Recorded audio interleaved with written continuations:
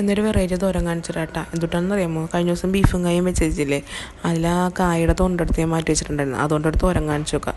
അത് കാണിച്ചു വെക്കാന്നല്ല, ഉണ്ടാക്കി കാണിച്ചിടാം. അടിപൊളി റെസിപ്പിയാണ്, ഒന്ന് വെച്ച് നോക്കേ.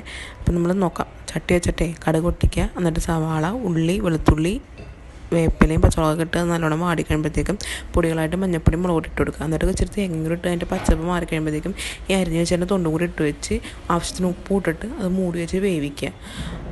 അത് ഒന്നുകിൽ നിങ്ങൾ അങ്ങനെ കഴിക്കാം, അല്ലെങ്കിൽ അതിനകത്തോട്ട് നമുക്ക് വൻപയർ, ചെറുപയർ അല്ലെങ്കിൽ പരിപ്പൊക്കെ ഇട്ട് കൊടുക്കാം.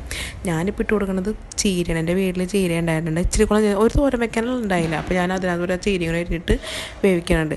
അതല്ലെങ്കിൽ ഞാൻ ക്യാബേജ് ഇട്ട് വെക്കാറുണ്ട്. ഒരു കായുടെ തൊണ്ടൊക്കെ ആണെങ്കിൽ ക്യാബേജൊക്കെ ഇട്ട് വയ്ക്കും. അത് നമ്മുടെ ഇതുപോലെ നമ്മുടെ ഒരു ഐഡിയ പോലെ നമുക്ക് ഇഷ്ടമുള്ള പോലെ വെച്ച് വെക്കാം.